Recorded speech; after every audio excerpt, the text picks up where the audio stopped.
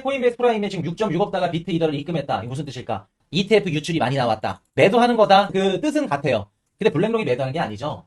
ETF 유출이 많이 나왔다. 그 말은 즉슨 지금 비트코인 기관들 혹은 ETF 투자자들이 비트코인을 처분하고 있다. 차익 실현이든 뭐든 아니면 뭐 위험성 자산을 덜든 유출이 나오고 있다. 자, 7월달 ISM 지표, PMI 지표 50.1 시장 예상치를 하회했다. 일단은 미국의 지금 ISM 서비스업 지표 발표가 됐거든요. 그리고 또 봅시다. S&P 글로벌 서비스업 PMI 둘 다 좀 상반되게 나왔어요. ISM 서비스업 PMI 지표는 50.1 안 좋게 나왔습니다. 예상치가 51이었는데 50 나왔죠. 안 좋게 나왔다. 근데 반대로 S&P 서비스업 PMI 지표는 55.7 좋게 나왔네요. 그래서 ISMR 그 서비스업 발표에서는 어떻게 나왔냐. 신규 주문도 떨어졌고 고용도 감소를 했어요. 그래서 월가 예상치를 크게 밑돌았고 반대로 S&P 서비스업은 괜찮게 나왔다. 그래서 어찌됐든 간에 서비스업 PMI 지표는 지표들은 심리적인 지표이기 때문에 정확도는 사실 떨어진다. 시장에 어느 정도 영향을 주고 뭐 경기 침체의 가능성이든 서비스업이 좋든 무너지든 이런 것들을 좀 선반영하는 건 있지만 그럼에도 불구하고 신빙성은 좀 떨어진다. 그래서 어떤 지표는 좋게 나오고 어떤 지표는 안 좋게 나오는 이런 경향들이 있다는 거 봅시다. 미국의 6월달 무역 적자 602억 달러 2023년도 이후에 최소폭.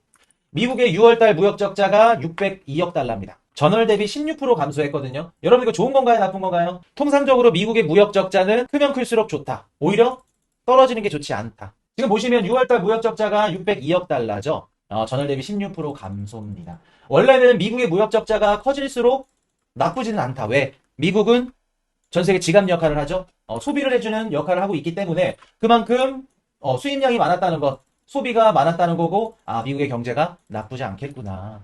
근데 지금 봤을 땐 6월달 무역 적자가 줄었다는 건 16%가 감소했다는 건 수입이 줄었다는 거죠. 요거는 좋게만은 볼 수 없다.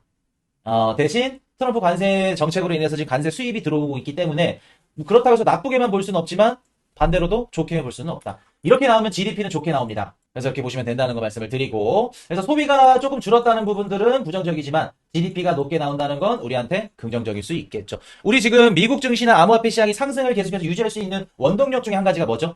미국의 경제 성장이죠. 경제 성장이 받쳐주기 때문에 괜찮구나 라는 걸 우리가 알 수 있기 때문에 소비가 살짝 떨어진 건 나쁘지만 그래도 미국의 GDP가 좋구나 그렇게 볼 수 있겠죠. 자, 샌프란시스코 연은 총재 미국의 3차례 금리 인하 필요할 수도. 자, 지금 여러분들 시장에는 9월달 금리 인하 가능성이 계속해서 높아져 가고 있거든요. 이따가도 보여드리겠지만 다양한 이유들이 있어요. 이번 주 내로 트럼프랑 베스트 재무장관이 생각을 해보고 연준 이사 후보를 발표한다고 하죠. 아마도 트럼프 측근이 될 가능성이 매우 매우 높을 거고 금리 인하 언급을 할 거고 그리고 이분이 연준 의장 자리에 갈 수도 있는 가능성을 열어둬야겠죠. 그래서 9월달 금리 인하 가능성이 너무 높아졌다.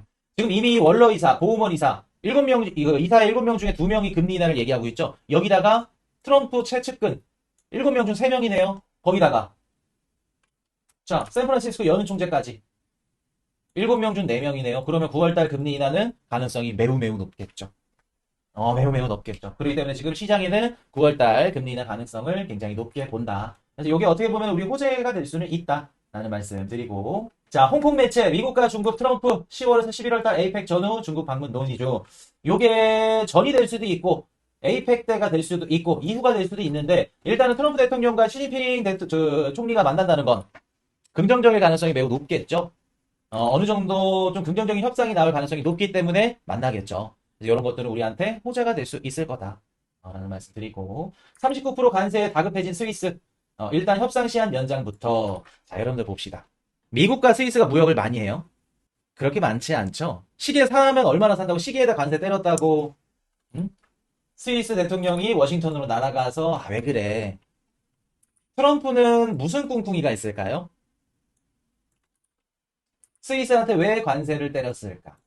진짜 기분이 나빠서? 여러분들 제가 상반기 뭐라고 말씀드렸었죠? 트럼프의 관세는 목적이 아니라 수단이다. 그리고 베스트 재무장관이 제일 잘할 수 있는 게 뭐죠?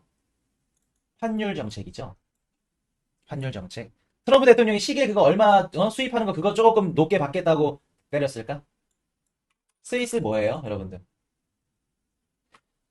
전 세계 기축 통화 중에 중기축 통화 중에 한 가지로 쓰이는 게 스위스 프랑화입니다. 스위스 프랑화예요. 그리고 일본 엔화죠. 그리고 미국 달러 있죠. 그리고 이에 뭐, 유로화도 있고, 뭐, 런민비도 있고, 위안화도 있고, 뭐 이렇게 있겠죠. 아, 이거 나중에 한번 다뤄드릴게요. 금요일날 우리 그 방송에 다루면 되겠다. 스위스 프랑화. 그래서 환율이 중요한 겁니다, 여러분들. 자, 무역 협상 뜻대로 안 되자 트럼프 인도 모디 총리와 냉기류. 인도랑도 지금 트러블 나죠. 그래서 뭐 인도랑 지금 미국이랑 협상을 하고 있다. 뭐 이런 얘기들이 막 찌라시가 나오는데, 찌라시기도 하고, 아니다. 계속 뭐 번복 기사들이 나오고 있어요. 근데 이런 기사들이 나왔다는 건 아마 며칠 내에 인도랑 미국이랑 좀 화해하는 긍정적인 얘기들이 나올 가능성이 높다. 그렇게 보시면 됩니다. 그래서 요게 미국이랑 인도랑 잘 되더라도 인도가 또 자존심이 있기 때문에 그 얘기하지 마, 뭐 하지 마. 그렇게 되면 또 기사 내리고 뭐 그런 식으로 나와요. 이런 국가들이랑 원래 협상을 하면. 근데 아마도 미국이랑 인도는 긍정적인 이야기가 나올 가능성이 높다는 거. 러시아 공중전전으로 제재 피하나? 트럼프 6일 결정. 자, 러시아도 지금 반응을 하고 있죠. 트럼프 대통령이 관세 때린다고 하니까 러시아도 공중은 조금 우리가 휴전을 한번 해볼까? 라는 얘기를 합니다.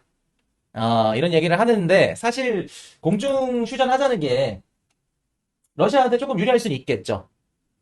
공중으로 이제 뭐 드론을 통해서 저비용 고효율을 낼 수 있는 공격이 드론이기 때문에 우크라이나 입장에서는 지금 드론 공격이 가장 좀 유효한 공격일 수도 있을 거기 때문에 이런 부분은 뭐 이렇게 얘기를 할 건데 이거는 지켜봅시다. 6일날 결정 난다고 하는데 계속해서 미국이 압박을 할 겁니다. 7월달 중국의 서비스 PMI 52.6 관광업 포항 14개월 만에 최고치.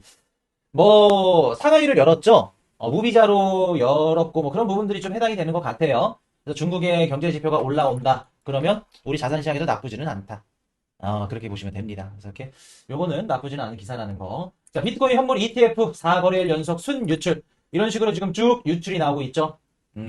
쭉 빠지고 있습니다. 그래서 월말 월초일 수도 있고 혹은 여름 휴가 전에 거래량이 빠진 일 수도 있고 앞으로 조정을 대비해서 기관들이 이미 위험성 자산을 포트폴리오 리밸런싱을 하고 있을 가능성이 있죠.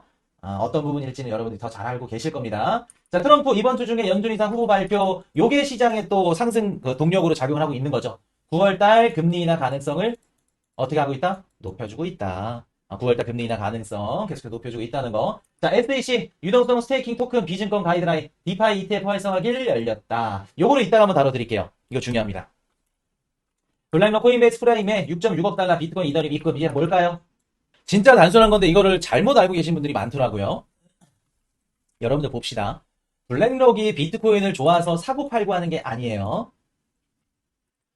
미국 장이 열렸을 때 블랙록이 판매하는 ETF 상품에 자금이 많이 들어와. 그러면 장 마감 뒤에 코인베이스 프라임에 들어가서 그 실제로 계산한 수치만큼 블랙록의 비트코인을 사거나 팔아야겠죠.